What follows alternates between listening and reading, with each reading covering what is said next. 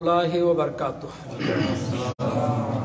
ان الحمد للہ نحمده ونستعینه ونستغفره ونؤمن به ونتوکل علیہ ونعوذ باللہ من شرور انفسنا ومن سیئات اعمالنا من يهده الله فلا مضل له ومن يضلل فلا هادي له واشهد ان لا اله الا الله وحده لا شريك له واشهد ان محمدا عبده ورسوله اما بعد فاعوذ باللہ من الشیطان الرجیم سبحان الذي اسرى بعبده ليلا من المسجد الحرام الى المسجد الاقصى الذي باركنا حوله لنريه من آیاتنا انه هو السمیع البصیر۔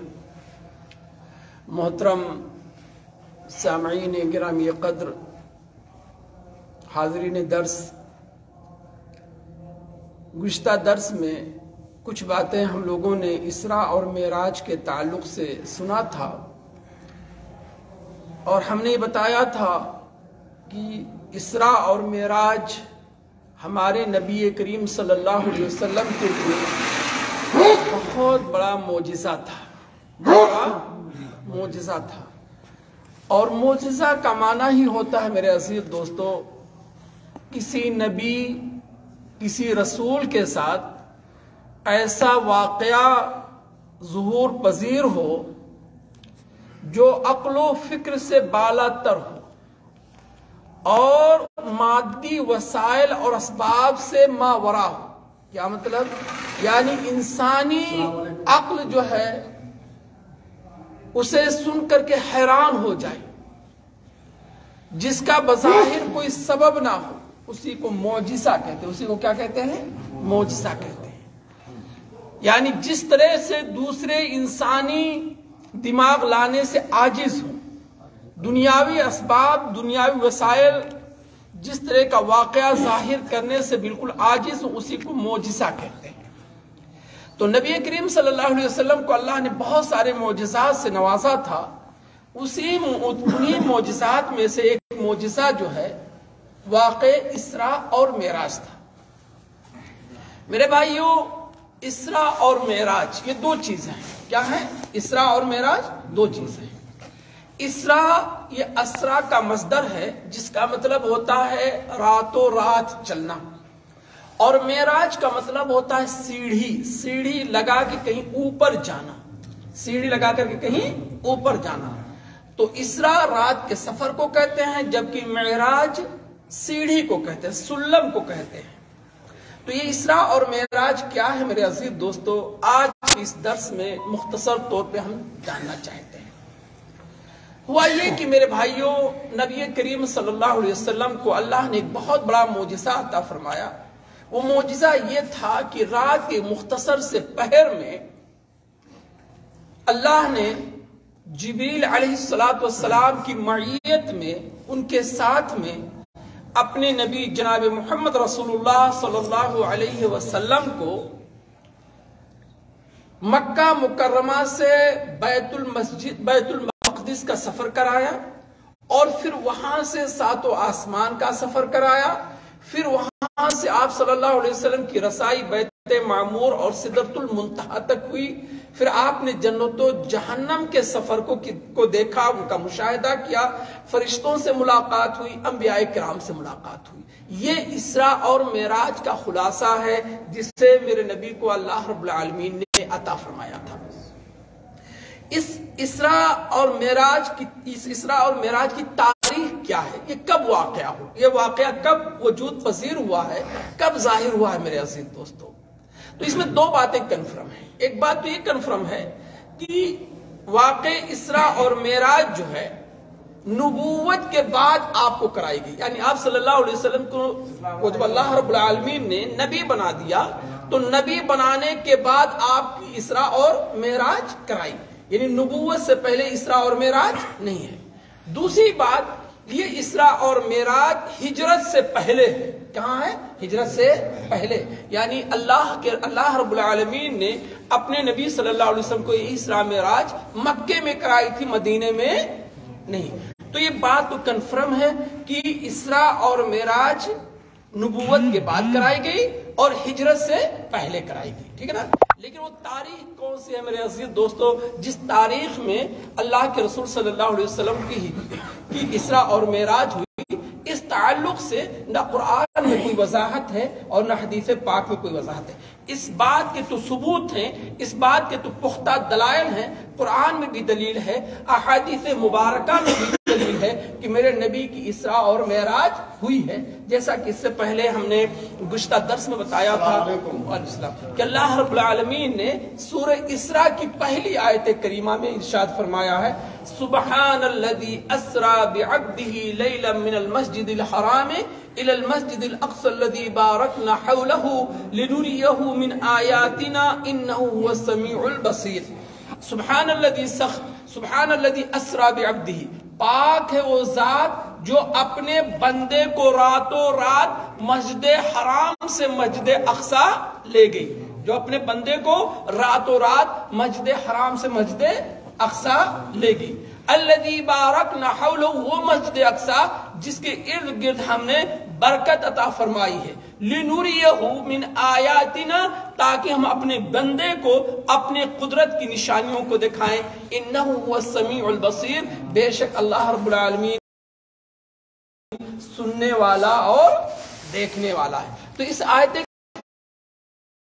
کریمہ میں اللہ نے واضح کر دیا ہے کہ اللہ نے اپنے بندے کو یعنی محمد صلی اللہ علیہ وسلم کا اسراء کروایا ہے، جو بیت اللہ سے لے کر کے مسجد اقصی تک ہوا ہے۔ اسی طریقے سے میرے عزیز دوستو، معراج کے تعلق سے سورہ نجم میں اللہ رب العالمین نے حضرت جبریل علیہ السلام کے بارے میں کہا کہ وَلَقَدْ رَاهُ نَزْلَةً أُخْرَى عِنْدَ سِدْرَةِ الْمُنْتَهَى، کہ اللہ کے حبیب جناب محمد رسول اللہ صلی اللہ علیہ وسلم نے حضرت جبریل کو دوبارہ دیکھا۔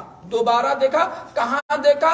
سدرہ منتہا کے پاس دیکھا۔ کہاں دیکھا؟ سدرہ منتہا کے پاس دیکھا۔ اور ہم یہ جانتے ہیں سدرہ منتہا ساتویں آسمان کے بعد ہے، ساتویں آسمان کے بعد ہے۔ تو اس سے دو باتیں کلیئر ہو گئی میرے بھائی کہ سورہ اسراء کی پہلی آیت میں اللہ نے واقع اسراء کو بیان کیا ہے، جبکہ سورہ نجم میں اللہ رب العالمین نے معراج کو بیان کیا ہے، میرے نبی کے وجود کو جو ہے سدرۃ المنتہا کے پاس ثابت کیا ہے۔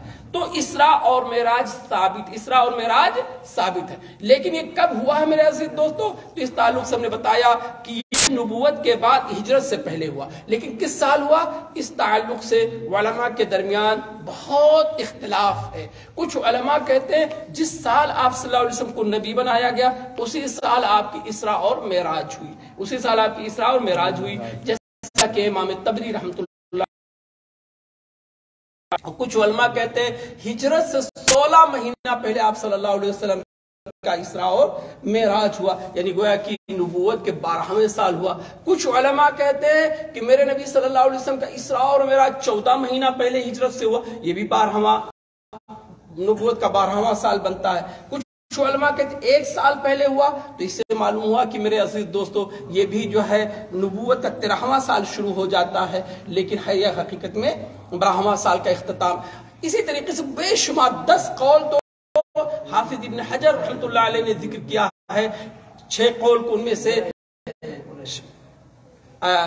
صاحب رحیق علامہ صفی الرحمن مبارک پوری رحمۃ اللہ علیہ نے ذکر کیا ہے۔ تو اس بات میں اس سے یہ بھی معلوم ہے میرے عزیز دوستو کہ جس سال میں اختلاف ہے ایسے مہینے میں بھی اختلاف ہے۔ کچھ علماء کہتے ہیں کہ میرے نبی کا اسراء اور معراج محرم کے مہینے میں ہوا، جبکہ کچھ علماء کہتے ہیں کہ نہیں ربیع الاول میں ہوا، جبکہ کچھ علماء کہتے ہیں ربیع الاخر میں ہوا، کچھ کہتے ہیں رمضان میں ہوا، کچھ کہتے ہیں شوال میں ہوا۔ تو سال میں بھی اختلاف ہے، مہینے میں بھی اختلاف ہے، دن میں بھی اختلاف ہے۔ کچھ علماء کہتے ہیں کہ میرے نبی کا اسراء اور معراج جو ہے جمعہ کی رات ہوا، کچھ لوگ کہتے ہیں ہفتے کی رات ہوا، کچھ لوگ کہتے ہیں دوشنبے کی رات ہوا، یعنی ہر طرح سے اختلاف ہے۔ تو دیکھیں اسراء اور معراج کے تعلق سے ایک بات ثابت ہے کہ میرے نبی کا اسراء اور معراج ہوا، اس کا ثبوت قرآن سے اور احادیث مبارکہ سے، لیکن تاریخ کب ہوا اس کا ثبوت نہیں۔ یہاں اس بات سے ہمیں یہ استنباط میں جو ہے ملتا ہے، یہ مسئلہ ثابت ہوتا ہے کہ آج کے دن صحابہ کرام کچھ نہیں کرتے تھے، جیسے کہ ہمارے کچھ بھائی اسراء اور معراج کی رات کو خاص طور سے کہتے ہیں 27ویں رجب کی رات جو ہے اسراء اور معراج کی رات ہے. آج کے جشن مناتے ہیں, جو ہے قمقمے بجلیاں جلاتے ہیں, وعلیکم السلام, قمقمے اور بجلیاں جلاتے ہیں, روشنیاں کرتے ہیں میرے پیاروں, مختلف قسم کے پکوان بناتے ہیں, نمازیں پڑھتے ہیں, روزہ رکھتے ہیں اور نہ جانے کیا کیا کرتے ہیں, یہ کہہ کر کے کہ آج کی رات اسراء اور معراج کی رات ہے. ہم کہیں گے نہیں میرے بھائی, میرے نبی اس کا ثبوت ہی نہیں ہے, تاریخ میں اس کی بات کی وضاحت ہی نہیں ہے کہ میرے نبی کا اسراء اور معراج کب ہوا ہے. تو جب اسراء اور معراج کب ہوا ہے اس کا ہی پتہ نہیں ہے تو آپ کس بنیاد پہ آج کے دن جشن مناتے ہیں؟ ایک بات. اور دوسری بات, آج کیوں تم جشن مناتے ہو؟ اگر جشن منانے کا ثبوت ہوتا تو سب سے پہلے نبی کریم صلی اللہ علیہ وسلم کیے ہوتے, خلفائے راشدین کیے ہوتے, صحابہ کرام کیے ہوتے, تابعین اعظام کیے ہوتے, تبع تابعین کیے ہوتے میرے پیاروں, ہمارے ائمہ محدثین کیے ہوتے میرے بھائی. لیکن کسی کے بارے میں یہ ثابت نہیں ہے کہ انہوں نے آج کے دن کوئی خاص عبادت کی ہے, آج کے دن انہوں نے کوئی خاص عبادت نہیں کی. تو یہ بات کنفرم ہو گئی میرے پیاروں کہ میرے نبی کا اسراء اور معراج ہوا ہے, لیکن تاریخ کے بارے میں کوئی کنفرم نہیں ہے. اسی طریقے سے مہینے کے بارے میں کوئی کنفرم چیز نہیں ہے, اسی طرح دن کے بارے میں کنفرم چیز نہیں, اور اسی طریقے سے میرے نبی کے سے آج کے دن کچھ کرنے کا ثبوت ہمیں نہیں ملتا. آج کے دن کچھ کرنے کا ثبوت نہیں ملتا ہے. آپ غور کیجئے میرے عزیز دوستو, یہ اسراء اور معراج کا پس منظر کیا ہے؟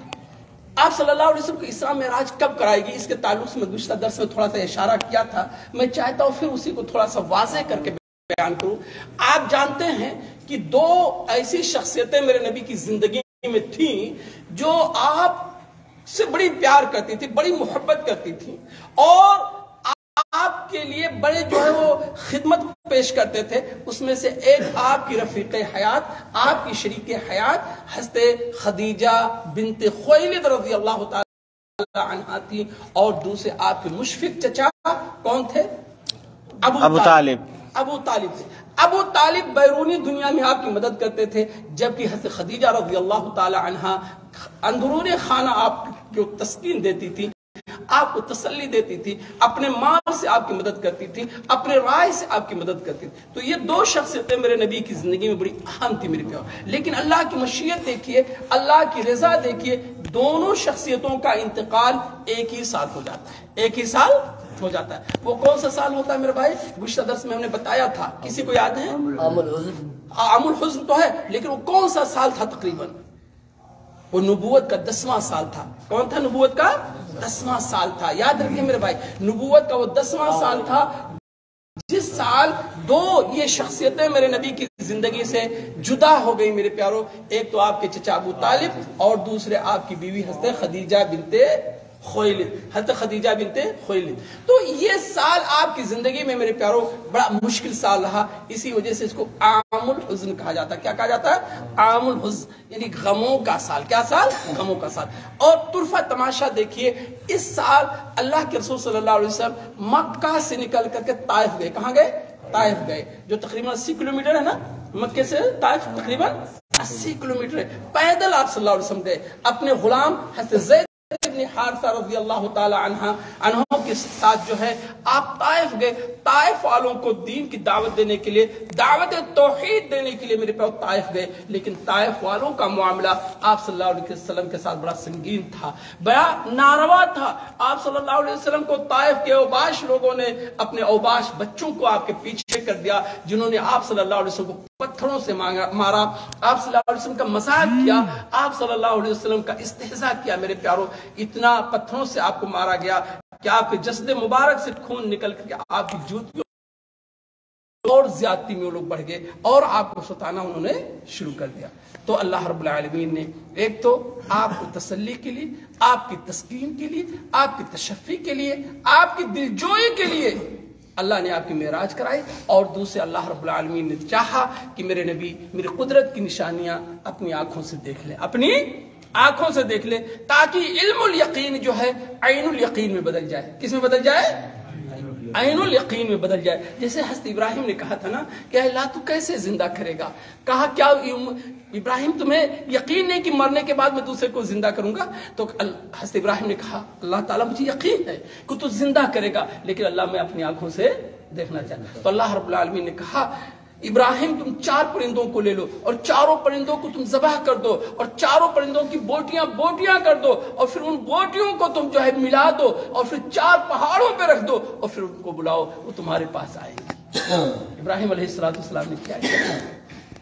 यानी क्या था? आप जाग रहे थे, आप देख रहे थे, हर चीज को सुन रहे थे, समझ रहे थे, बात कर रहे थे, दूसरों की बातों का जवाब दे रहे थे। तो आप सल्लल्लाहु अलैहि वसल्लम का इसरा और मेराज जिस्मानी हुआ था, रूहानी नहीं हुआ था, ख्वाब नहीं हुआ था, कोई कश्फ नहीं हुआ था, कोई इल्हाम नहीं हुआ था, बल्कि आप सल्लल्लाहु अलैहि वसल्लम अपने जिस्म अतहर के साथ, अपने जिस्म अक़दस के साथ आसमानी सफर को किया हालत बेदारी। मेरे अज़ीज़ दोस्तों, ये सफर का आगाज कहां से हुआ? सफर इसरा और मेराज का आगाज कहां से हुआ? देखिए, इस सिलसिले में 3 बातें आती हैं। एक रिवायत में मिलता है कि शैब अबी तालिब से हुआ, और दूसरी रिवायत आता है कि उम्मे हानी के घर से हुआ, और तीसरी रिवायत की बैतुल्लाह शरीफ से। समझ ना कहां से? और सब रिवायतें सही है मेरे प्यारों, तो कोई बात इसमें मुज़ाहिका नहीं है। उम्मे हानी जो है आप सल्लल्लाहु अलैहि वसल्लम की चचेज़ाद बहन थी, अबू तालिब की बेटी थी, और इनका घर जो है ना बिल्कुल बैतुल्लाह के करीब था, बैतुल्लाह के करीब था, जबल अबी कुबैस के पास था। शेबे आमिर, शेबे अबी तालिब, नौज़ुबिल्लाह, शेबे अबी तालिब में इनका घर था। शेबे अबी तालिब, शेब उस जगह को कहते हैं मेरे प्यारो जो 2 पहाड़ों के दरमियान में, जो 2 पहाड़ों के दरमियान में। तो उम्मे हानी बल्कि पूरा खानदान बनु हाशिम वहां आबाद था, वहां से अबू तालिब का भी घर था और वही उनकी बेटी उम्मे हानी का भी घर था। उम्मे हानी का नाम फाख्ता था और कहते हैं कुछ लोग हिंद था। बहरहाल उसी घर में आप सल्लल्लाहु अलैहि वसल्लम सोए हुए थे, लेटे हुए थे, वहीं आप लेटे हुए थे, वहीं हज़रत जिब्रील। और चूंकि ये जगह कहां है? शेबे अबी तालिब में, तो उसको उम्मे हानी का घर भी कहना सही है और शेबे अबी तालिब भी कहना उसको सही है। तो वहां से आपको हज़रत जिब्रील आप सल्लल्लाहु अलैहि वसल्लम के पास आए और आपको वहां से बैतुल्लाह शरीफ लाए। और बैतुल्लाह शरीफ में किस जगह लाए? हिजरे इस्माइल में लाए, हतीम काबा में लाए। हतीम काबा कौन सी जगह मेरे भाइयों? खाना काबा के अंदर की जगह, दायरे। हतीम काबा मेरे भाई बैतुल्लाह शरीफ के शिमाल में जो आज आप छोटी सी दीवार देखते हैं ना, उसी को हतीम काबा कहा जाता है। ये दर हकीकत काबे का ही हिस्सा है, लेकिन जब कुफार मक्का के जमाने में बहुत बड़ा सैलाब आया था, बैतुल्लाह शरीफ गिर गया था और जो है अहले मक्का ने असर नौ बैतुल्लाह शरीफ की तामीर की थी, तो माल की कमी की वजह से उस हिस्से को निकाल दिया था। उतनी उनके पास माल नहीं था कि पूरे हिस्से को बना सके। तो बहरहाल उस छूटे हुए जगह को हतीम काबा भी कहा जाता है, हिजरे इस्माइल भी कहा जाता है। तो हज़रत जिब्रील अलैहिस्सलाम आप सल्लल्लाहु अलैहि वसल्लम को उम्मे हानी के घर से लेकर के हतीम काबा में लाए, हतीम काबा में या हिजरे इस्माइल में लेकर के आए। और उसके बाद आप सल्लल्लाहु अलैहि वसल्लम के सीने को चाक किया गया, सीने को चाक किया गया। कहां से मेरे प्यारों? इस जगह से, ऊपर के हिस्से से लेकर के नाक तक आपके सीने को चाक किया गया। और उसके बाद मेरे प्यारों सोने के तश्त में जो है आबे ज़मज़म को लाया गया और उसके जरिया आप सल्लल्लाहु अलैहि वसल्लम के दिल को धुला गया, आप सल्लल्लाहु अलैहि वसल्लम के दिल को धुला गया। और कुछ रिवायतों से मालूम होता, और धुलने के बाद उस दिल को ईमान और हिकमत से भर दिया गया, ईमान और हिकमत से भर दिया। और बाज़ रिवायतों से मालूम होता कि आप सल्लल्लाहु अलैहि वसल्लम के पेट को भी धुला गया। अच्छा, आपको याद होगा कि इससे पहले मेरे नबी सल्लल्लाहु अलैहि वसल्लम का सीना चाक किया गया था ना जी। इस सबसे पहले कब चाक किया गया था? बचपन में, जब आप दाई हलीमा के घर थे, तो वहां हज़रत जिब्रील अलैहिस्सलाम आए थे और अभी आप छोटे थे, 4 साल से कम उम्र के थे ना, तो उसे वो सीने को चाक किया था। और सीने को चाक करने के बाद से एक छोटा था लोथरा निकाल करके फेंक दिया गया था। और उसके बाद आबे ज़मज़म से आपके दिल मुबारक को धुला गया और फिर दोबारा सिल दिया गया था और ये दोबारा चाक हुआ। लेकिन इससे पहले एक और वाकया है जिसके बारे में कुछ उलमा कहते हैं कि आप सल्लल्लाहु अलैहि वसल्लम के सीने को चाक किया गया था और दिल को धुला गया था। वो है कि नबूवत से पहले, नबूवत से पहले, अभी आपको नबूवत मिलने वाली है, उस वक्त भी आपके सीने को चाक किया गया और आपके दिल को धुला गया। सुभान अल्लाह, 3 वाक़े मिलते हैं मेरे प्यारो। और ये दिलों का, ये दिलों का धुलना तीनों वाक़े में बड़ा अहम है मेरे भाई, बड़ा अहम है। پہلی مرتبہ اس لیے آپ کے دل کو دھلا گیا اور شیطان کے حصے کو نکال دیا گیا تاکہ آپ شیطانی وسوسوں سے دور رہ کر کے، شیطانی حربوں سے دور رہ کر کے آپ کی تربیت ہو، آپ کے ایام طفولیت گزرے، آپ کا اپنا بچپن گزرے۔ اور ہوا بھی میرے پیارو، آپ صلی اللہ علیہ وسلم کبھی گانے کی مجلسوں میں نہیں شریک ہوئے، کبھی ناچ کی مجلسوں میں نہیں شریک ہوئے، کبھی لہو لعب کی مجلسوں میں شریک نہیں ہوئے۔ آپ صلی اللہ علیہ وسلم بچپن ہی میں جب پورا مکہ بتوں کی پرستش کرتا تھا، بتوں کا سجدہ کرتا تھا، بتوں کے نام پہ نذر و نیاز چڑھاتا تھا، بتوں کے سے مرادیں مانگتا تھا، بتوں سے فریاد کرتا تھا، اس وقت بھی میرے نبی صلی اللہ علیہ وسلم نے کبھی کسی بت کا سجدہ نہیں کیا۔ اس وقت بھی میرے نبی صلی اللہ علیہ وسلم نے کبھی بت پہ چڑھے ہوئے چڑھاوے کو نہیں کھایا، بت کے نام کے پر ذبح کیے ہوئے کسی ذبیحے کو اس وقت بھی میرے نبی نے نہیں کھایا۔ کیوں میرے بھائی؟ کیونکہ شیطانی حصے کو آپ سے نکال دیا گیا تھا۔ تو اس طریقے سے آپ صلی اللہ علیہ وسلم کی تربیت ہوئی، اور جب نبوت ملنی تھی تو چونکہ ایک عظیم آپ کو جو ہے ذمہ داری دی جانے والی ہے، آپ کو نبوت ملنے والی ہے، اس لیے اس نبوت کی ذمہ داری کو برداشت کرنے کے لیے اور کما حق ہو اسے نبھانے کے لیے، کما حق ہو اسے ادا کرنے کے لیے پھر آپ کے سینے کو دھلا گیا، صاف کیا گیا تاکہ سینہ مضبوط سے مضبوط ہو، مصائب کو آپ برداشت کر سکیں، مشکلات کو آپ برداشت کر سکیں اور آپ اللہ کی دعوت کر سکیں۔ تو دوبارہ دھلا گیا، اور یہ تیسری مرتبہ میرے پیارو بڑا اہم سفر ہونے والا ہے، بڑے عجیب و غریب چیز آپ دیکھنے والے ہیں، ایک عام آدمی نہیں برداشت کر سکتا ہے میرے پیارو۔ ہم میرے پیارو رات کو سوئے ہوں اور ایسے آنکھ کھل جائے، ایک ہلکی سی لائٹ دیکھ لیں، بلا سبب کے دیکھ لیں، بلا کہ ہم دہل جائیں گے نا، ہم ڈر جائیں گے، ہم کانپ جائیں گے، یہ کیا چیز ہے؟ اور میرے نبی کو ایسا سفر کرایا جا رہا ہے جہاں ہر موڑ پہ، ہر قدم پہ عجیب و غریب چیز نظر آنے والی ہے، اس لیے یہاں بھی آپ صلی اللہ علیہ وسلم کے سینے مبارک کو دھلا گیا۔ اچھا ایک بات اور میں بتاؤں میرے پیارو کہ دیکھو میرے اللہ نے میرے نبی کو عبد کہا، سبحان الذی اسری بعبدہ۔ عبد مانے کیا ہوتا ہے؟ بندہ، بندہ ہوتا ہے، رب کا غلام ہوتا ہے، رب کا عبادت کرنے والا ہوتا ہے۔ اس بات کو واضح کرنے کے لیے کہ یہ چیز جو کرا رہا ہے وہ معبود ہے، اور جو جس کے ساتھ کرایا جا رہا ہے وہ عبد ہے، وہ عبادت کرنے والا ہے، اور جس کی وہ عبادت کرے۔ یعنی کوئی بات میں یہ نہ سمجھنے پائے کہ یہ بھی میرے نبی عبدیت کے درجے سے بلند ہو کے معبود کے درجے پہ چڑھے گئے ہیں۔ کل کوئی آپ کی عبادت نہ کرنا شروع کر دے، کل کوئی آپ سے مانگنا نہ شروع کر دے، کل کوئی آپ کا سجدہ نہ کرنا شروع کر دے، کل کوئی آپ کو یہ نہ سوچے کہ اتنا لمبا سفر کیا ہے آپ نے، یہ چیزیں دیکھیں، اس لیے آپ دینے کے لائق ہو گئے، محتاجوں کی مدد کرنے کے لائق ہو گئے، آپ غریبوں کی مدد کرنے والے لائق ہو گئے، آل اولاد دینے۔ اس لیے اللہ نے کہا سبحان الذی اسری بعبدہ لیلا من المسجد الحرام الی المسجد الاقصی۔ یہ میرے عزیز دوستو، اب اس کے بعد آئیے ہم واقعے کی تفصیل کی طرف چلتے ہیں اور بڑے اختصار کے ساتھ ہم اپنے درس کو پورا کرنے کی کوشش کریں گے میرے پیارو۔ ہم نے بتایا کہ بہت ساری قرآن کی تو 2 آیتوں میں واقعہ اسراء اور معراج کا ذکر ہے۔ اسراء کس آیت میں شاہد بھائی ذکر ہے؟ سورہ بنی اسرائیل، سورہ اسراء، سورۃ اسراء میں۔ ہاں، اور معراج کا ذکر کب ہے؟ سورہ نجم میں، سورہ نجم میں، جب اللہ نے کہا، اللہ کی طرف یہ آیت قرآن مجید میں ذکر کیا گیا کہ اللہ کے رسول نے سدرہ منتہا کے پاس جبریل کو دوبارہ دیکھا، سدرہ منتہا کے پاس جبریل کو دوبارہ دیکھا، یعنی گویا کہ وہ نبی کی رسائل سدرہ منتہا تک ہوئی اور وہاں جبریل کو دیکھا، اور سدرہ منتہا ہی کے پاس جنت ماوا ہے۔ اس کی تفصیل ہم کسی وقت میں بتائیں گے۔ تو یہ 2 چیزیں ہیں تو قرآن سے ثابت ہے۔ اب حدیث میں اس کی بے شمار تفصیل ہے موجود میرے پیارو، تقریباً 30 صحابہ کرام سے یہ حدیث مروی ہے میرے پیارو۔ واقع اسراء اور معراج 30 صحابہ کرام سے موجود مروی ہے، اور وہ حدیث میرے پیارو کوئی ضعیف حدیث نہیں ہے، کوئی موضوع حدیث نہیں ہے، کوئی من گھڑت حدیث نہیں ہے، اس میں بیشتر ایسی حدیث ہیں جو متفق علیہ ہیں۔ جو کیا ہے؟ متفق علیہ۔ متفق علیہ معنی کیا ہوتا ہے سلیم بھائی؟ جو روایت بخاری اور مسلم دونوں میں موجود ہو اس روایت کو متفق علیہ کہتے ہیں۔ اس روایت کو کیا کہتے ہیں؟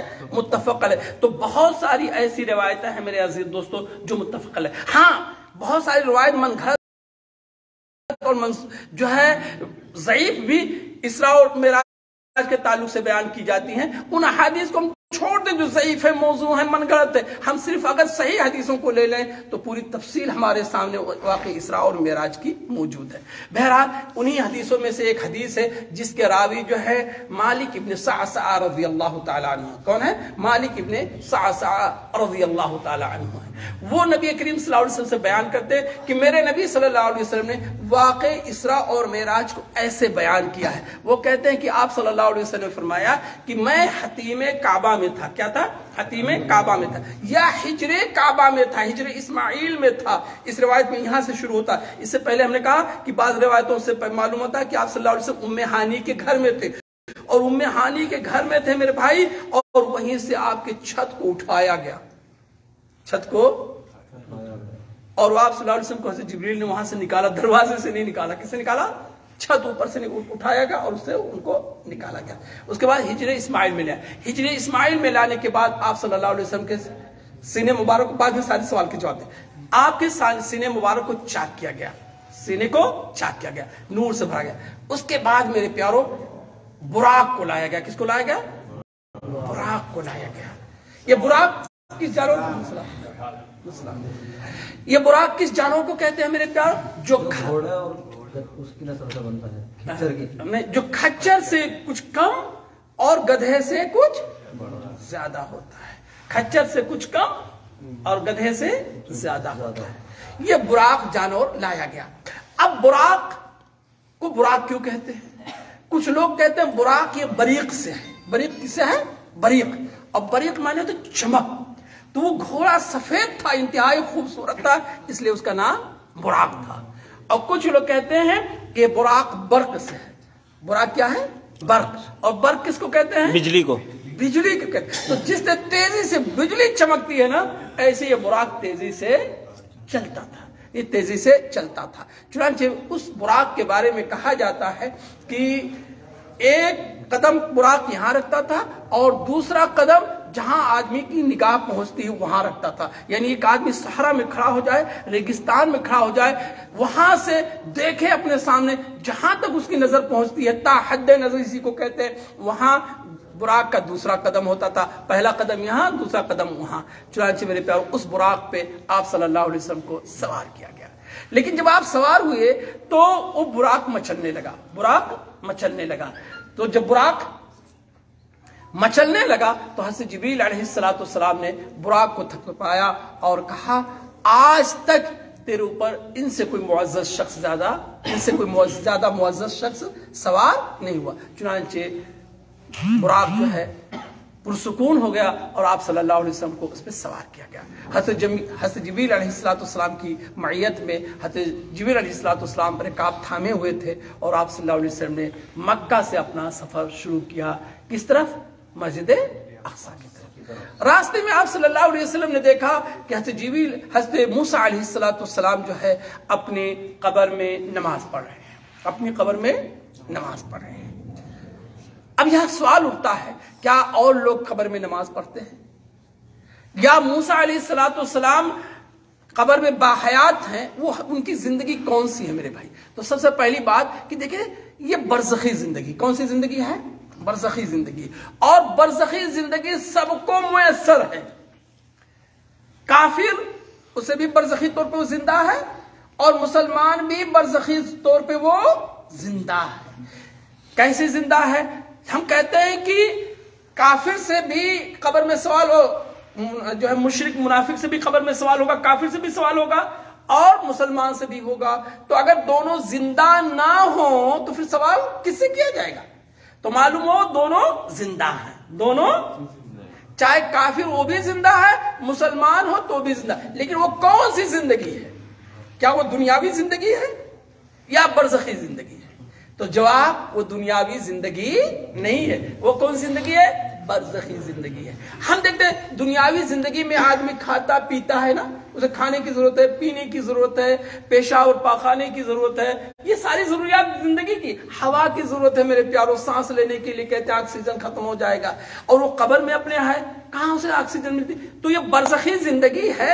ہر آدمی برزخ میں جو ہے برزخی زندگی کے طور پہ زندہ ہے، لیکن اس کی زندگی کیسی ہے ہم اسے نہیں جانتے. بہرحال موسیٰ علیہ السلام اپنی قبر میں نماز پڑھ رہے تھے. اچھا موسیٰ علیہ السلام قبر میں نماز پڑھ رہے تھے تو کیا ہر مومن اپنی قبر میں نماز پڑھے گا؟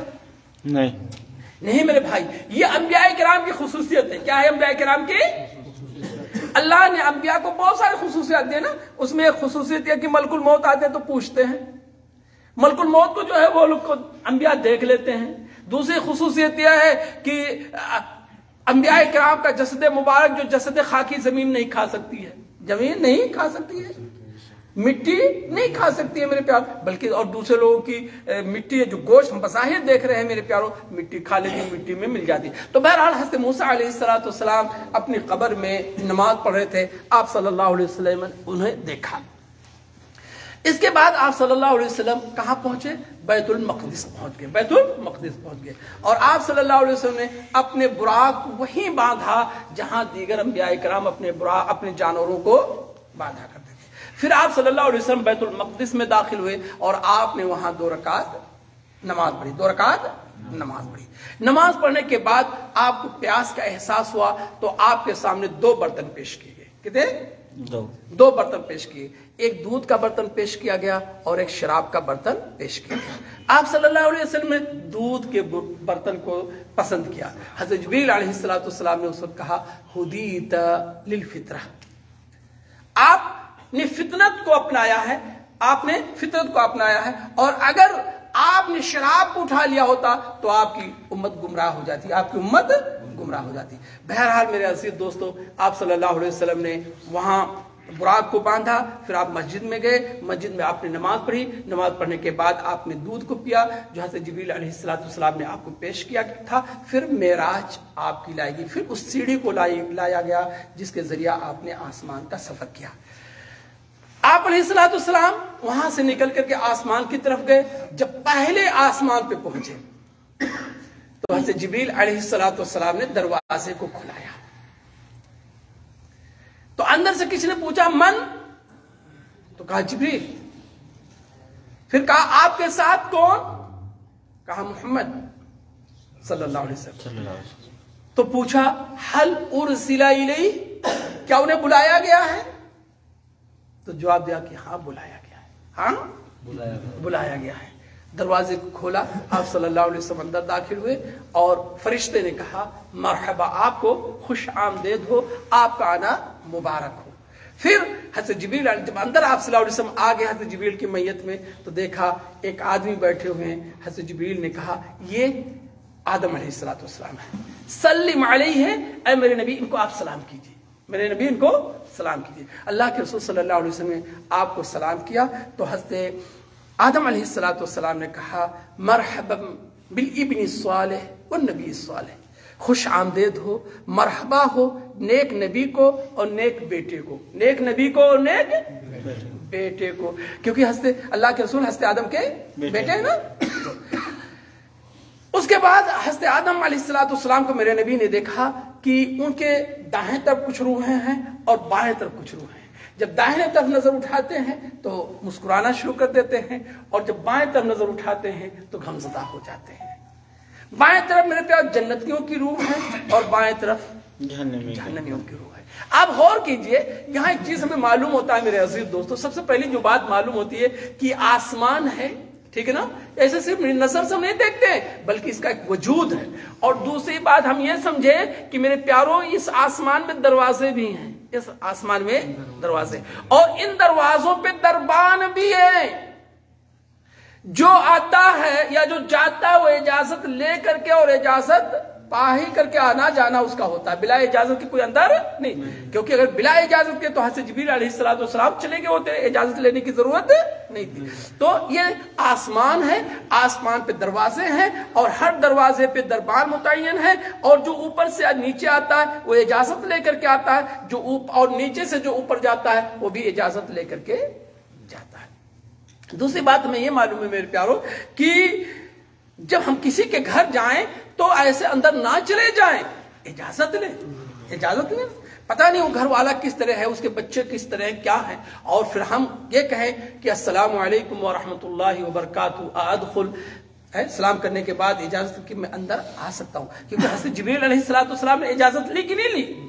سلام بھی کیا، اجازت بھی لیا. تو یہ طریقہ ہے میرے عزیز دوستو. اور دوسری بات میرے پیاروں ہمیں یہ معلوم ہوا کہ بڑوں کو ہمیں سلام کرنا ہے. جو چھوٹے ہوں بڑوں کو سلام کریں. سلام کس نے کیا؟ حضرت آدم علیہ السلام نے کیا یا میرے نبی صلی اللہ علیہ وسلم نے کیا؟ میرے نبی صلی اللہ علیہ وسلم نے کیا. ٹھیک ہے نا.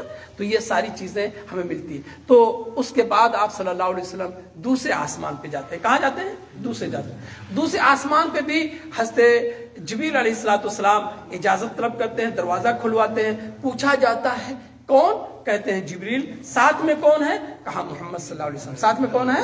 محمد صلی اللہ علیہ وسلم. پھر پوچھا جاتا ہے کیا ان کو بلایا گیا ہے؟ جواب ملتا ہے ہاں بلایا گیا ہے. پھر آپ صلی اللہ علیہ وسلم اندر داخل ہوتے ہیں تو فرشتے جو اس دروازے پہ متعین ہوتے ہیں آپ کو خوش آمدید کہتے ہیں, آپ کو مرحبا کہتے ہیں, آپ کی آمد کو میرے پیاروں جو ہے آپ کی آمد کا استقبال کرتے ہیں. پھر وہاں حضرت جبریل کہتے ہیں 2 آدمی بیٹھے ہوئے تھے. کتنے بیٹھے ہوئے تھے؟ 2 بیٹھے ہوئے تھے. کہا ان کو سلام کیجیے, ان کو سلام کیجیے. تو اللہ کے رسول صلی اللہ علیہ وسلم نے ان کو سلام کیا. جانتے ہیں دونوں کون تھے؟ نہیں, حضرت عیسیٰ علیہ السلام تھے اور حضرت یحییٰ علیہ السلام تھے. حضرت عیسیٰ علیہ السلام تھے اور حضرت یحییٰ علیہ السلام تھے. اور دونوں خالہ زاد بھائی تھے. دونوں خالہ زاد کیا مطلب ہوا؟ یعنی دونوں کی مائیں جو ہے بہن تھیں. یعنی حضرت مریم کی بہن کے بیٹے حضرت یحییٰ تھے. یہ صحیح معلوم نا. حضرت یحییٰ کس کے بیٹے تھے؟ حضرت مریم کی بہن. تب تو دونوں خالہ زاد بھائی ہوئے. تو جب آپ نے سلام کیا تو لوگوں نے سلام کا جواب دیا اور اس کے بعد کہا مرحبا بالنبی الصالح والاخ الصالح. مرحبا ہو, خوش آمدید ہو نیک بھائی کو اور نیک نبی کو. نیک بھائی کو اور نیک نبی کو. یہاں دیکھیں کیا ان لوگوں نے کہا؟ بھائی کہا. اور وہاں کیا حضرت آدم نے کہا؟ بیٹا کہا. اب اس کی تفصیل جائیں گے تو حضرت ابراہیم علیہ السلام کے 2 بیٹے تھے نا. کون تھے؟ حضرت اسحاق اور حضرت اسماعیل. حضرت اسحاق کی اولاد میں سب پورے بنو اسرائیل والے ہیں اور حضرت اسماعیل کی اولاد میں صرف میرے نبی صلی اللہ علیہ وسلم. اس طریقے سے میرے پیاروں معلوم ہوا کہ یہ چچے زاد بھائی ہوئے. کیا ہوئی ہے؟ چچے زاد بھائی ہوئے. اس لیے حضرت عیسیٰ نے بھی کہا اور حضرت یحییٰ نے بھی کہا مرحبا بالاخ الصالح والنبی الصالح. مرحبا ہو نیک بھائی کو اور نیک نبی کو. پھر وہاں سے تیسرے آسمان پہ جاتے ہیں. کہاں جاتے ہیں؟ تیسرے آسمان پہ جاتے ہیں. وہاں بھی ویسے ہوتا ہے جیسے وہاں ہوتا ہے. تیسرے آسمان پہ میرے عزیز دوستوں کس سے ملاقات ہوتی ہے؟ حضرت یوسف علیہ السلام سے. وہاں بھی حضرت جبریل کہتے ہیں ان سے سلام کیجیے. آپ سلام کرتے ہیں. وہ بھی کہتے ہیں خوش آمدید ہو نیک نبی کو اور نیک بھائی کو. نیک نبی کو اور نیک بھائی کو. وہاں راوی کہتے ہیں کہ اللہ کے رسول صلی اللہ علیہ وسلم نے فرمایا کہ حضرت یوسف کو اللہ نے دنیا کا آدھا حسن عطا کیا تھا. کتنا حسن کیا تھا؟ آدھا حسن. یعنی آدھے حسن میں پوری دنیا اور آدھے حسن میں یوسف علیہ السلام اکیلے تھے.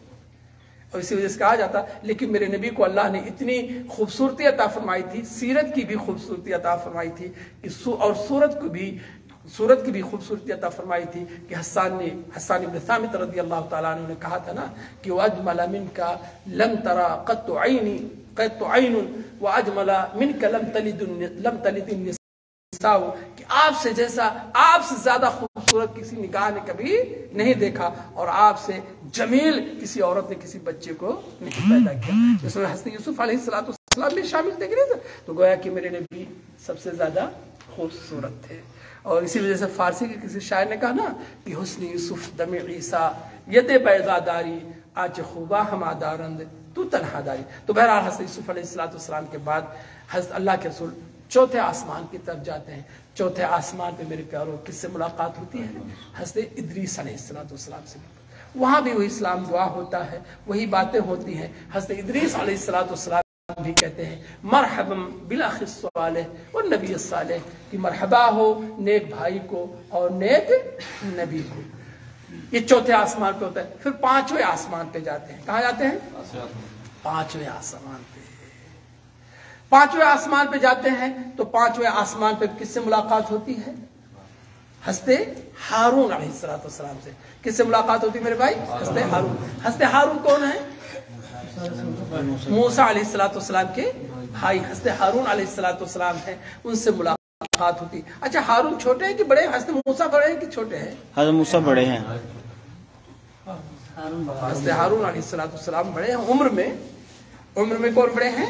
हारून अलैहिस्सलाम बड़े हैं, जबकि मूसा अलैहिस्सलाम मेरे प्यारो मकाम और मर्तबे में बड़े हैं, क्योंकि उलुल अज़्म नबी 5 हैं, उलुल अज़्म नबी 5 है। उसमें से कौन कौन है? हज़रत इब्राहीम अलैहिस्सलाम, हज़रत मूसा अलैहिस्सलाम, हज़रत ईसा अलैहिस्सलाम और हमारे नबी जनाब मोहम्मद रसूलुल्लाह सल्लल्लाहु अलैहि वसल्लम।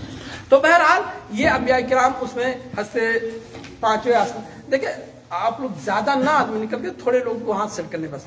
तो हज़रत हारून अलैहिस्सलाम से 5वें आसमान पे मुलाकात होती है, फिर 6ठे आसमान पे जाते हैं। कहाँ जाते हैं? 6ठे आसमान पे जाते हैं। 6ठे आसमान का दरवाजा खुलाया जाता है, 6ठे आसमान पे भी फिर इस्लाम दुआ होता है। वहां से मूसा अलैहिस्सलाम से कौन थे? हज़रत मूसा अलैहिस्सलाम। हज़रत मूसा अलैहिस्सलाम से 6ठे आसमान पे मुलाकात होती है। मुलाकात सलाम दुआ के बाद वहां से जब निकलते हैं तो हज़रत मूसा अलैहिस्सलाम रोना शुरू कर देते हैं। अल्लाह के रसूल आगे बढ़े तो वो रोना शुरू कर दिए। किसी ने पूछा आप क्यों रो रहे हैं, क्यों रो रहे हैं? तो कहा एक नौजवान जिसे मेरे बाद नबूवत मिली है, जिसे मुझे मेरे बाद नबूवत मिली है, उसके उम्मती मेरी उम्मत से ज्यादा जन्नत में जाएंगे, उसकी उम्मती मेरी उम्मत से जन्नत में। तो क्या हज़रत मूसा को हसद था,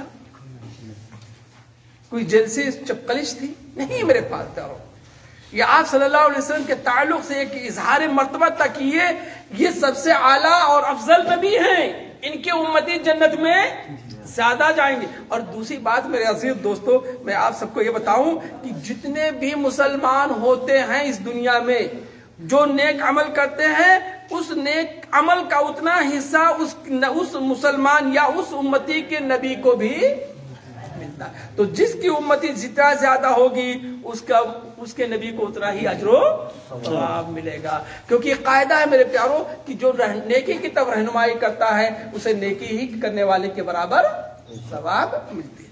तो बहरहाल 6ठे आसमान पे हज़रत मूसा अलैहिस्सलाम से मुलाकात हुई। 7वें आसमान पे जाते हैं। कहाँ? 7वें आसमान पे जाते हैं। जब 7वें आसमान पे अल्लाह के रसूल सल्लल्लाहु अलैहि वसल्लम पहुंचते हैं, वहां भी दरवाजा हज़रत जिब्रील खुलवाते हैं।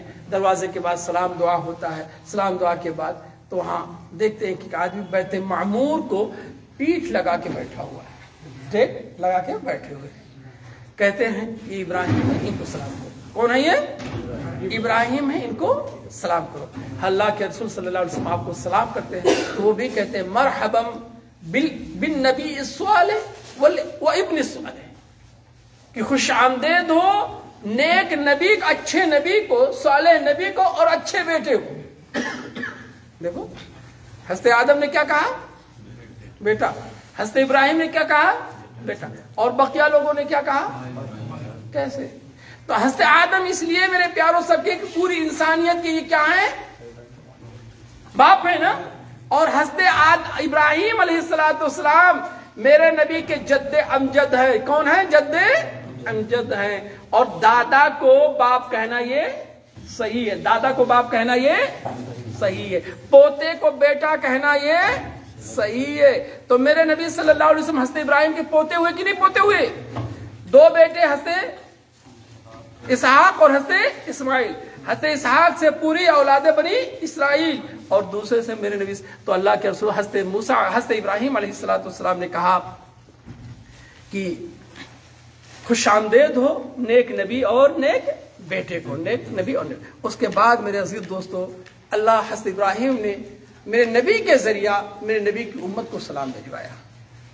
कहा मोहम्मद मेरी तरफ से अपनी उम्मत को सलाम कह देना सल्लल्लाहु अलैहि वसल्लम, मेरी तरफ से अपनी उम्मत को सलाम कह देना और उन्हें खुशखबरी दे देना कि जन्नत जो है इसकी मिट्टी बड़ी अच्छी है और इसका पानी बड़ा शीरी और मीठा है और बिल्कुल खाली है। क्या है ये? खाली है। और इसमें पौधा लगाने का जो है 5 लफ्ज है। अगर कोई इसमें अपना खेत, अपना फार्म बनाना चाहता है तो 5 काम कर ले। समझ रहे ना? तो क्या क्या? कहा सुभान अल्लाह, الحمدللہ، اللہ اکبر، لا الہ الا اللہ، لا حول ولا قوت الا باللہ. یعنی پہلے اپنی امت کو میری طرف سے سلام کہہ دینا اور ان کو یہ خوشخبری دینا کہ جنت بڑی اچھی جگہ ہے، مٹی اس کی بڑی پاکیزہ ہے، پانی اس کا بڑا میٹھا ہے اور ایک خالی پڑی ہوئی ہے، جو جتنا چاہے اس پہ قبضہ کر سکتا ہے. لیکن قبضہ کرنے کا راستہ کیا ہے؟ ان کلمات کو زیادہ سے زیادہ پڑھے. جتنی بار وہ سبحان اللہ کہے گا، الحمدللہ کہے گا، لا الہ الا اللہ کہے گا، اللہ اکبر کہے گا، لا حول ولا قوت الا باللہ العلی العظیم کہے گا، یا الا باللہ کہے گا، اتنے پودے اس کے جنت میں لگتے چلے جائیں گے. میرے بھائیو، کتنا آسان ہے، کتنا آسان ہے جنت میں پودا لگانا. ایک مرتبہ سبحان اللہ آپ نے کہا، ایک پودا لگ گیا. الحمدللہ آپ نے کہا، ایک پودا لگ گیا. بہرحال میرے عزیز دوستو، اس کے بعد آپ صلی اللہ علیہ وسلم نے بیت معمور کو دیکھا اور ٹیک لگائے بیٹھے. ٹیک لگائے بیٹھے ہو، پیچھا کر کے بیٹھے ہوئے ہیں. بیت معمور ہے کیا چیز میرے بھائی؟ جیسے دنیا والوں کا قبلہ کیا ہے؟ خانہ کعبہ. خانہ کعبہ ہے، سارے مسلمان طواف کر دینا. ایسے آسمان والوں کا کعبہ کیا ہے؟ بیت المعمور. بیت المعمور ہے. فرشتے بیت معمور کا طواف کرتے ہیں اور ہر دن اس بیت معمور میں 70,000 فرشتے آتے ہیں. کتنے؟ 70,000 فرشتے عبادت کے لیے آتے ہیں. لیکن زندگی میں انہیں ایک ہی مرتبہ موقع ملے گا. جو ایک مرتبہ آ جاتا ہے نا، پھر اسے دوبارہ موقع نہیں ملے. دنیا جب سے شروع ہوئی ہے اور جب تک یہ ختم نہ ہو جائے گا یہ نظام، تب تک ان کو پھر دوبارہ اس میں آنے کا موقع نہیں ملے گا. 70,000 فرشتے آتے ہیں. بہرحال آپ صلی اللہ علیہ وسلم نے ان مناظر کو دیکھا اور ان واقعات کو دیکھا. انبیاء کرام سے ملاقات ہوئی، انبیاء کرام سے سلام دعا ہوا، گفتگو ہوئی. حضرت ابراہیم نے نصیحت کی، حضرت موسیٰ کے ساتھ ہی پیش آیا. پھر آپ صلی اللہ علیہ وسلم اس کے آگے بڑھتے ہیں میرے بھائی، بیت معمور کے آگے. آج ایک بات میں بتانا چاہتا تھا کہ ہمارے یہاں دیکھو، کسی کی قبر کو پیچھے کر کے کوئی نہیں چلتا. کچھ ہمارے بھائی ہیں نا، کسی کی قبر پہ جاتے ہیں تو الٹے قدم چلتے ہیں کہ نہیں چلتے؟ اب مزار ہی پہ کہہ لیے، کہیں بھی کہہ لیجئے، الٹے قدم چلتے ہیں، ٹیک نہیں لگاتے. اور یہاں کس کو اللہ کے رسول پیچھے کیا ہے؟ حضرت ابراہیم کس کو پیچھے کیا ہے؟ بیت معمور کو کیا. تو پیچھا کرنے سے بے ادبی نہیں ہوتا ہے. بے ادبی ہوتا ہے کہ جب اس کے مقام اور مرتبے کو ہم نہ پہچانے، اس کے حقوق کو ہم ادا نہ کریں. اسی طریقے سے میرے نبی صلی اللہ علیہ وسلم جو ہے پیٹ کر کے کعبے کی طرف بھی بیٹھے ہیں. تو قبلے کی طرف جو میرے پیاروں پیٹ کرنے سے کوئی قباحت نہیں ہے، اس میں کوئی بات نہیں ہے. ہاں، قبلے کی طرف آپ رک کر کے پیشاب اور پاخانہ قضائے حاجت نہ کریں. اس کے بعد میرے عزیز دوستو، سدرۃ المنتہا تک آپ صلی اللہ علیہ وسلم کی رسائی ہوتی ہے. کہاں تک ہوتی ہے؟ سدرۃ المنتہا. سدرۃ المنتہا. سدرۃ المنتہا کیا چیز ہے؟ سدرا مانے کیا ہوتا ہے؟ سدرا بیر. کیا ہوتا ہے بیر؟ بیر جانتے ہیں نا، وہ کھایا جاتا ہے جو نا، بیر بیر جو بھی کہہ لیجئے. بیر نہیں، دشمنی نہیں، بیر. ہاں، بیر جو آج کل بہت مارکیٹ میں بکتا ہے نا، بیر. چلے وہی بیر ہی. کیا کہتے ہیں؟ بیر کی بیر. اچھا، بیر ہی کہہ لیں، چلے کوئی بات نہیں ہے. تو چاہے بیر کہہ لیں یا بیر کہہ لیں، بہرحال عربی میں اس کو سدرا کہتے ہیں. کیا کہتے ہیں؟ سدرا کہتے ہیں. اور منتہا کا معنی آخری جگہ. کوئی چیز ہو اس کو منتہا ہو جائے نا، وہ آخری چیز. جیسے یہاں کی مسافت یہ آخری جگہ ہے. تو سدرۃ المنتہا بیری کا وہ درخت جو انتہا کی حد پہ ہے. کیا مطلب ہوا؟ اس کا مطلب یہ ہوا کہ وہ جگہ ہے میرے بھائی جہاں اللہ کا حکم جہاں تک آتا ہے اور فرشتے اس کو لے کر کے دنیا والوں کو پہنچاتے ہیں، یا دنیاوی مسائل کو جو فرشتے لے کر کے وہاں پہنچتے ہیں اس کے بعد اللہ تک وہاں پہنچا. تو یہ منتہا ہے کسی کی آنے جانے کا. سدرۃ المنتہا یہ کیسا درخت؟ بیری کا درخت نا، بیری کا درخت. تو بیری کا درخت ہمارے یہاں کتنا بڑا ہوتا ہے؟ مان لیجئے چھت برابر.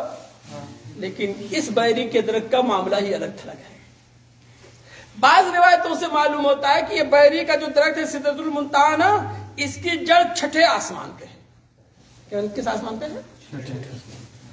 اور اس کی شاخیں 7ویں آسمان پہ.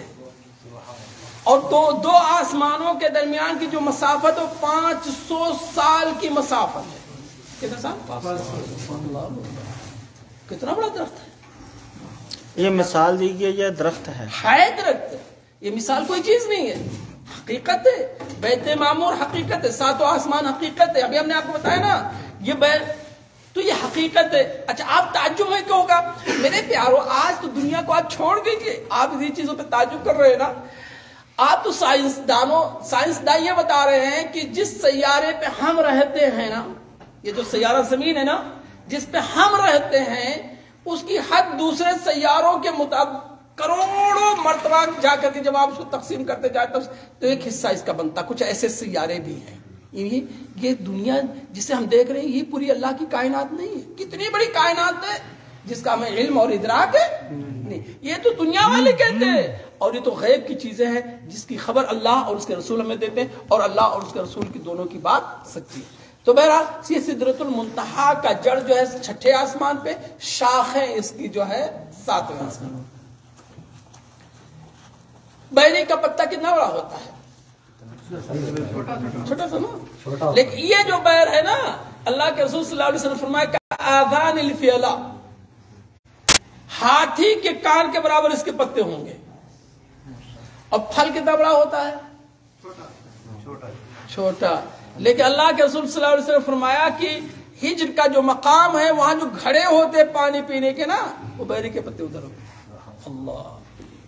اور یہاں جب پہنچے تو میرے نبی نے جبریل علیہ السلام کو دیکھا، تو پھر کون ساتھ میں تھا؟ حضرت جبریل ہی تو ساتھ لے کر کے آئے تھے نا جی۔ یہاں دیکھا وَلَقَدْ رَآهُ نَزْلَةٌ أُخْرَى عِنْدَ سِدْرَةِ الْمُنتَهَى، وَلَقَدْ رَآهُ نَزْلَةً أُخْرَى عِنْدَ سِدْرَةِ الْمُنتَهَى، اور دوبارہ دیکھا سدرے منتہا کے پاس۔ تو 2 مرتبہ صرف اللہ کے رسول صلی اللہ علیہ وسلم نے اصلی حالت میں جو ہے حضرت جبریل کو دیکھا تھا۔ جب وہی ایک مرتبہ، پہلی مرتبہ وہی آئی، پھر کچھ دنوں کے لیے بند ہو گئی تھی وہی نا، تو دوبارہ جب وہی آپ پہ نازل ہوئی تب اصلی حالت میں دیکھا، اور پھر دوبارہ یہاں اصلی حالت میں دیکھا۔ 600 بازو، کتنے بازو تھے؟ 600 پر، ہاں بازو پر، اور پورے افق آسمان کو گھیرے میں ہوئے تھے۔ اتنی بڑی جسامت اور اتنا قامت ان کا بڑا تھا کہ پورا آسمان کا کنارہ چھا گیا تھا۔ تو یہاں سے اللہ کے رسول صلی اللہ علیہ وسلم نے دوبارہ سدرے منتہا، یعنی گویا جب ساتھ میں تھے کسی اور شکل میں تھے لیکن اصل حالت میں آ کر سدرے منتہا کے پاس دیکھا، اور جب حضرت جبریل کو دیکھا تو سدرے منتہا، اور دیکھا کہ اس بہت یعنی ریشمی لباس میں ملبوس ہیں، بڑے اچھے عمدہ لباس میں ملبوس ہیں، اور ان کے 600 پر ہیں، اور اس کے بعد یہ جو بیری کا درخت ہے اللہ کی تجلیات کا ظہور ہوا میرے عزیز دوستوں اس پہ، بلکہ تجلیات کا ظہور ہوا اور بہت خوبصورت ہو گیا، رنگ برنگ کی روشنیاں اس پہ نظر آنے لگی۔ پھر اس کے بعد آگے بڑھے اللہ کے رسول صلی اللہ علیہ وسلم اور اس مقام تک پہنچے جہاں سے قلم کی آواز آ رہی تھی۔ جہاں تقدیر لکھنے پہ کچھ قلم معمور ہے نا، اللہ تعالیٰ نے سب سے پہلے کس چیز کو پیدا کیا؟ قلم کو پیدا کیا، اور قلم سے کہا لکھو۔ قلم نے کہا کیا لکھوں اے اللہ؟ کہا اکتب مقادیر الخلق، مخلوق کی تقدیر کو لکھو۔ تو آپ صلی اللہ علیہ وسلم اس مقام پہ پہنچے جہاں سے قلم کی آواز آ رہی تھی جو بحکم الہی چیزوں کو لکھ رہی تھی۔ اچھا، اب اس کے بعد اللہ رب العالمین نے آپ پر وحی کی۔ اب یہ وحی کیسے ہوئی میرے پیارو؟ کیا میرے نبی صلی اللہ علیہ وسلم نے اللہ کو دیکھا؟ نہیں دیکھا میرے پیارو۔ دلیل کیا ہے؟ حضرت ابو ذر غفاری رضی اللہ تعالی عنہ بیان فرماتے ہیں کہ میں نے اللہ کے رسول صلی اللہ علیہ وسلم سے پوچھا کہ اے اللہ کے رسول کیا آپ نے اللہ کو دیکھا؟ تو آپ صلی اللہ علیہ وسلم نے کہا نور انا اراہ، ہمارے اور اللہ کے درمیان نور کا پردہ حائل تھا، میں اللہ کو کیسے دیکھوں؟ اور دوسری روایت میں ہے کہ رأیت نورا، میں نے نور کو دیکھا، اللہ کو نہیں دیکھا۔ حضرت عائشہ رضی اللہ تعالی عنہ بیان فرماتی ہے کہ 3 باتیں اگر کوئی تم سے بیان کرتا ہے تو وہ اللہ پہ جھوٹ باندھتا ہے۔ اگر تم سے کوئی یہ کہتا ہے کہ اللہ کے رسول غیب جانتے تھے تو بہت بڑا اللہ پہ جھوٹ باندھتا ہے۔ بخاری شریف کی روایت ہے میرے بھائی، اللہ اکبر۔ آج ہمارے بھائی کہتے ہیں کہ اللہ کے رسول غیب جانتے تھے نا۔ حضرت عائشہ کہتے ہیں کہ اگر کوئی تم سے یہ بیان کرے کہ اللہ کے رسول غیب جانتے تو گویا کہ اللہ پہ بہت بڑا جھوٹ باندھا ہے۔ اور دوسری بات کیا ہے اللہ کے حضرت ام المومنین، اور دوسری بات کہتے ہیں کہ اگر کوئی تم سے یہ کہے کہ اللہ کے رسول صلی اللہ علیہ وسلم نے نبوت کی کسی چیز کو چھپا لیا ہے تو بھی اللہ کے اوپر بہت بڑا تہمت الزام باندھ رہا ہے۔ اور تیسری بات، اگر تم سے کوئی یہ کہے کہ اللہ کے رسول صلی اللہ علیہ وسلم نے اللہ کو دیکھا ہے تو یہ بھی بہت بڑا الزام ہے، کیونکہ دنیا کی نگاہیں اللہ رب العالمین کے کو دیکھ نہیں سکتی۔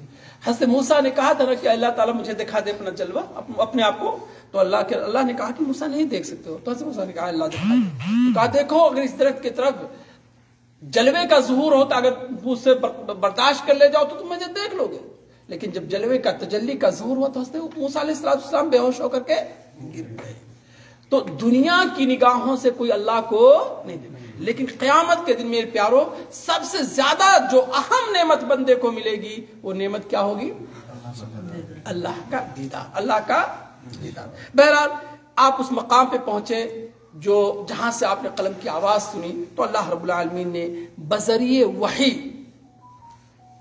آپ کے اوپر 50 وقت کی نماز فرض کی۔ کتنے وقت کی نماز فرض کی؟ 50 وقت کی نماز فرض کی۔ جب 50 وقت کی نماز آپ کے فرض ہو گئی تو آپ اس نماز کو لے کر کے آئے، کہاں تک پہنچ گئے؟ حضرت موسیٰ کس آسمان پہ ہیں؟ چھٹے آسمان پہ، یعنی کہ 7واں گزر کے چلے آئے۔ لیکن سدرہ وہ کعبہ کوثر و ادنا کا جو وہ معاملہ ہے بتائیں گے ابھی راست آخر میں کعبہ کوثر و ادنا کی بات بتائیں۔ آپ چھٹے آسمان پہ حضرت موسیٰ کے پاس آ گئے۔ حضرت موسیٰ علیہ السلام سے جب ملاقات ہوئی تو حضرت موسیٰ علیہ السلام نے پوچھا کیا ہوا، تو کہا اللہ کے رسول نے کہا اللہ نے ہمارے اوپر 50 وقت کی نماز فرض کر دی۔ تو حضرت موسیٰ نے کہا جا کے اسے کم کروا لو، آپ کی امت اس کی طاقت نہیں رکھتی۔ اللہ کے رسول واپس گئے، اللہ سے کم کروایا، کہا تو 10 وقت کی نماز کم ہو گئی۔ کتنے باقی بچے؟ 40۔ پھر حضرت موسیٰ کے پاس آئے، حضرت موسیٰ نے کہا ابھی اور کم کروا لو، گئے پھر 10 کم ہو گیا، کتنا بچا؟ پھر آئے، کہا اور بھی کم کروا لو، پھر گئے پھر 10 کم ہوا، 20، کہا اور کم کروا لو، پھر گئے واپس آئے، کہا 10 باقی بچا 10، کہا ابھی اور کم کروا لو، گئے اب کم کتنا ہوا؟ 5۔ پھر آئے حضرت موسیٰ کے پاس، کہا ابھی اور کم کروا لو، تو اللہ کے رسول نے کہا میں اب شرم محسوس کرتا ہوں کہ اللہ کے پاس جاؤں کم کروانے کے لیے۔ کئی مرتبہ میں گیا۔ یہاں علماء کرام کہتے ہیں کہ بار بار جانے سے ایک تو شرم اللہ کے رسول نے محسوس کیا، اور دوسرا آپ صلی اللہ علیہ وسلم نے یہ محسوس کیا کہیں اگر میں چلا جاؤں تو یہ ساری نمازیں ہی نہ ختم ہو جائیں، تو کچھ نماز ہی نہ ملے مجھے، تو میں اب نہیں جاؤں گا۔ تو جب یہ بات آئی تو اوپر سے آواز آئی کہ امضیت فریضتی وخففت عن عبادی، میں نے اپنے فرض کو جاری کر دیا اور اپنے بندوں سے ہم نے کم کر دیا۔ میرے بندے اگر یہ پڑھ لیتے ہیں تو انہیں پوری نمازوں کا ثواب ملے گا، 5 پڑھیں گے تو کتنے کا ثواب ملے گا؟ 50۔ یہ نماز میرے پیاروں فرض ہے۔ پھر آپ کو معراج کا 3 تحفہ وہیں ملا۔ کتنا تحفہ ملا؟ 3 تحفہ۔ یاد رکھیے گا، یاد رکھیے گا میرے بھائی۔ پہلا تحفہ تو ہی نماز، اور دوسرا تحفہ سورہ بقرہ کی آخری 2 آیتیں۔ وہ کون سی 2 آیتیں ہیں؟ لا یکلف اللہ نفسا الا وسعها، بس یہیں سے نہیں، آمن بالرسول ہے، آمن الرسول بما انزل الیہ من ربہ والمؤمنون کل آمن باللہ وملائکتہ وکتبہ ورسلہ لا نفرق بین احد من رسلہ وقالوا سمعنا واطعنا غفرانک ربنا والیک المصیر۔ آخر تک بہرحال تو یہ 2 آیتیں اللہ کی طرف سے بطور تحفہ ملا، اور یہ اللہ کے رسول نے اپنی امت کو خوشخبری دی کہ جو بندہ کسی رات میں اسے پڑھ لیتا ہے تو ہر طرح سے اس کے لیے وہ کافی ہو جائیں گی۔ کس لیے کافی ہو جائیں گی؟ یعنی تمام مشکلات سے، تمام مصائب سے، تمام شیطانی وسوسوں سے، تمام شر و فساد سے یہ بندے کے لیے کافی ہو جائیں گی، اور بہت ساری عبادتوں سے بھی یہ ساری کافی ہو جائیں گی۔ تو پہلا تحفہ نماز، اور دوسرا تحفہ یہ سورہ بقرہ کی آخری 2 آیتیں۔ اور تیسرا تحفہ کیا ملا؟ تیسرا تحفہ اللہ کی طرف سے خوشخبری مل گئی کہ ہم ان سارے بندوں کی مغفرت کر سکتے ہیں جو میرے پاس شرک کر کے نہیں آئے گا. یعنی اگر بندہ شرک کے عالم میں نہیں میرے پاس آتا ہے تو اور جو گناہ ہوں گے ہم اسے معاف کر سکتے ہیں, ہم اسے معاف. اور اگر ہماری مشیت ہوگی یعنی اللہ کی مشیت ہوگی تو جتنا اس نے گناہ کیا اس کے حساب سے اسے جہنم میں رکھا جائے گا, لیکن اگر اس نے شرک نہیں کیا تو اس کے بعد اسے جنت میں داخل کیا جائے گا. تو ایک طرح سے خوشخبری ہے میرے پیاروں کہ اگر کوئی بندہ ہے, موحد ہے, گنہگار ہے, تو بہرحال اللہ رب العالمین اس کی مغفرت فرمائیں گے, چاہے اسے سزا دینے ہی کے بعد. تو یہ 3 خوشخبری آپ صلی اللہ علیہ, یہ 3 تحفے آپ کو ملے. اس کے بعد اللہ کے رسول صلی اللہ علیہ وسلم نے میرے پیاروں, اللہ کے رسول صلی اللہ علیہ وسلم کی ملاقات کچھ لوگوں سے, بہت سارا بات لمبی ہو جائے گی, لیکن اس میں ایک چیز ہے کہ آپ صلی اللہ علیہ وسلم نے کچھ لوگوں کو دیکھا, ان کے تانبے کے ناخن ہیں. کس کے ناخن ہیں؟ یخمشون وجوہہم وصدورہم, جس سے وہ اپنے چہرے کو اپنے سینے کو نوچ رہے ہیں. حضرت جبریل علیہ السلام, اللہ کے رسول نے پوچھا جبریل یہ کون لوگ ہیں؟ تو کہا اے اللہ کے رسول یہ وہ لوگ ہیں جو دنیا میں دوسروں کا گوشت کھاتے تھے اور ان کی عزتوں پہ دست درازی, زبان درازی کرتے تھے. گوشت کھانے کا کیا مطلب؟ غیبت کرتے تھے, چگلی کرتے تھے دنیا میں. آج ان کی سزا یہ ہے کہ آج ان کے ناخن تانبے کے, اور ان کے تانبے کے ناخنوں سے اپنے چہرے کو نوچ رہے ہیں. جو دوسروں کی زبان جو ہے دوسروں کی عزت میں زبان درازی کرتے تھے, فلاں کی بہن ایسی ہے, فلاں کی بیٹی ایسی ہے, فلاں کی بیوی ایسی ہے, فلاں ایسا ہے, فلاں ایسا ہے, یعنی اس کی عزت پہ دست درازی, زبان درازی کرتے تھے. آج ان کی یہ سزا کیا ہے؟ یہ قیامت کے دن. تو غیبت بہت بری چیز ہے میرے پیارو. غیبت کسے کہتے ہیں؟ کسی کی غیر موجودگی میں اس کو برائی کرنا, کسی کی غیر موجودگی میں اس کی برائی کرنا, یعنی ایسی برائی کرنا جو اس کے اندر ہے, تب تو غیبت ہوا. اور اگر نہیں ہے تو چغلی, تو بہتان ہوا, جھوٹ ہوا. تب کیا ہوا؟ جھوٹ ہوا, بہتان ہوا. مثال کے طور پہ ایک آدمی لنگڑا ہے اور دوسری محفل میں اسے تم لنگڑا کہتے ہو, تب تو غیبت ہے. اور اگر وہ لنگڑا نہیں ہے پھر بھی دوسری مجلس میں تم لنگڑا کہتے ہو تو کیا ہے؟ بہتان. کیا ہے؟ تو اللہ کے رسول نے ایسے غیبت کرنے والوں کی سزا کو دیکھا. پھر آپ نے دیکھا کہ کچھ لوگ ایسے ہیں جن کے ووٹ کو جو ہے کینچیوں سے کاٹا جا رہا ہے. کس سے کاٹا جا رہا ہے؟ کینچی سے کاٹا. پوچھا جبریل یہ لوگ کون ہیں؟ کہا اے اللہ کے رسول یہ وہ لوگ ہیں جو دنیا میں دوسروں کو تو نصیحت کرتے تھے لیکن خود عمل, لوگوں کے سامنے تقریریں کرتے لیکن اس تقریر پہ خود عمل نہیں کرتے تھے. اس کے بعد آپ صلی اللہ علیہ وسلم نے جنت کو دیکھا, جہنم کو بھی دیکھا. جنت کو دیکھا, سبحان اللہ, کہ اس کی جو سنگریزیں ہیں اس میں جو پتھریلی چیزیں ہیں وہ یاقوت کے ہیں, موتیوں کے ہیں, اور جو مٹی ہے وہ زعفران کی. کس کی ہے؟ زعفران کی ہے. آپ نے جنت میں نہر کوثر کو دیکھا, تو نہر کوثر کو جو آپ صلی اللہ علیہ وسلم نے دیکھا تو اس کے دونوں طرف دیکھا کہ جو ہے وہاں قبے لگے ہوئے, لیکن قبے کپڑوں کے نہیں تھے, خیمے کپڑوں کے نہیں تھے, پتھر کے نہیں تھے, لکڑی کے نہیں تھے. میرے پیاروں, بڑے بڑے موتی تھے جو مجوف شکل میں بنائے گئے تھے, یعنی ان کی جگہ اندر سے خالی تھی اور انہی کے خیمے بنائے ہوئے تھے. آپ صلی اللہ علیہ وسلم نے فرشتوں کو دیکھا تو سارے فرشتے مسکرا کر کے شگفتہ لبوں سے آپ کا استقبال کیا, لیکن ایک فرشتے کو دیکھا جس نے آپ کا استقبال تو کیا, آپ کو خوش آمدید کیا, لیکن اس کے ہونٹوں پہ مسکراہٹ نہیں آئی. وہ کون تھا؟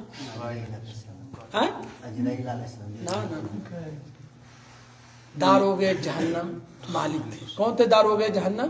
مالک تھے.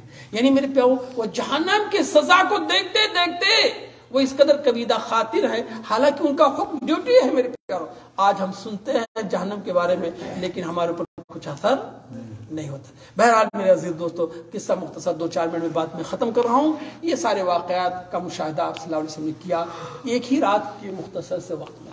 پھر آپ صلی اللہ علیہ وسلم وہاں سے واپس آئے. کہاں واپس آئے؟ ڈائریکٹ مکہ آ گئے کہ بیت المقدس آ گئے؟ بیت المقدس واپس آئے. اور بیت المقدس میں کیونکہ براق کہاں باندھا ہوا تھا؟ بیت المقدس میں براق باندھ کے گئے تھے نا, کہ وہاں تو معراج ہوئی تھی, براق کا سفر گویا کہ بیت المقدس پہ ختم ہو گیا تھا. وہاں آپ آئے تو اللہ رب العالمین نے سارے انبیاء کو اکٹھا کر دیا تھا, لیکن سب عالم برزخ کی بات ہے. کہ میرے عالم برزخ کی بات ہے. اور آپ صلی اللہ علیہ وسلم نے انہیں نماز پڑھائی, سب کی امامت کی. کس نے؟ آپ صلی اللہ علیہ وسلم. اس کے بعد آپ مکہ جب آئے تو صبح آپ پھر بیت اللہ شریف پہنچے. کہاں؟ مکہ واپس آ گئے آپ صلی اللہ علیہ وسلم. بیت اللہ شریف پہنچے تو گئے بیت اللہ شریف کے پاس, اور ہجر میں بیٹھے ہوئے تھے، حتیم کعبہ میں بیٹھے ہوئے تھے، لیکن غمزدہ تھے. کیا تھے؟ غمزدہ تھے، پریشان تھے. غمزدہ پریشان بیٹھے تھے. ابو جہل ادھر سے آ گیا. ابو جہل نے ازراہ مذاق پوچھا، محمد کیا ہو گیا تمہیں؟ محمد کیا ہو گیا؟ تو اللہ کے رسول نے کہا واقعہ یہ ہے کہ رات میں جو ہے مکے سے بیت المقدس گیا تھا. کہاں گیا تھا؟ اوہ، اندر سے بہت خوش ہوا ابو جہل کہ ایسی انوکھی بات کہہ رہے رات میں گیا تو رات ہی میں واپس آ گیا. تو یہ کسی کے دماغ میں بات آنے والی نہیں ہے. ابھی سب جھٹلا دیں گے. کہا کیا بات ہے محمد؟ کہا بات یہ ہے کہ میں رات میں جو ہے مکے سے کہاں گیا تھا؟ بیت المقدس گیا تھا. 40 دن کا سفر، اور رات میں گیا واپس آ گیا. کہا یہ بات کیا آپ جو ہے سب کے سامنے پیش کریں گے؟ کہاں کروں گا. اور گیا ابو جہل سب کو بلا کر کے لایا کہ چلو محمد تم سے کچھ کہنا چاہتے ہیں. محمد ایسی ایسی باتیں کر رہے ہیں. آپ صلی اللہ علیہ وسلم کے پاس جب سارے لوگ اکٹھا ہو گئے تو آپ صلی اللہ علیہ وسلم نے کہا کہ رات میں جو ہے میں حرم مکہ سے جو ہے بیت المقدس کہا گیا تھا. ہاں بیت المقدس گئے تھے؟ ہاں میں بیت المقدس گیا تھا. میرے پیار صاحب حیران ہو گئے، پریشان ہو گئے، حتیٰ کہ کچھ مومنوں کے بھی ایمان لڑکھا گئے. تو ان لوگوں نے کہا ٹھیک ہے آپ گئے تھے؟ ہاں گیا تھا. تو آپ بتا سکتے ہو کہ بیت المقدس کی مسجد کیسے ہے، اس میں کتنے ستون ہے، دروازہ کہاں ہے، کھڑکی کہاں ہے، کیا کیا کہاں ہے؟ آپ صلی اللہ علیہ وسلم تھوڑی دیر کے لیے پریشان ہو گئے. میرے بھائیوں ابھی ہم اس مسجد میں بیٹھے ہوئے نا، اگر ابھی غور سے نہ دیکھ لیں، باہر جانے کے بعد کوئی مجھ سے پوچھے کتنی کھڑکی، آپ کو بتا پائے گا؟ ارے بھائی کون سی توجہ دیتا ہے؟ آپ صلی اللہ علیہ وسلم پریشان ہوئے. لیکن اللہ رب العالمین نے آپ کو اپنی عظمت کی نشانیاں دکھانی، اللہ کو مقصود تھی نا. پورا بیت المقدس آپ کے سامنے کر دیا گیا.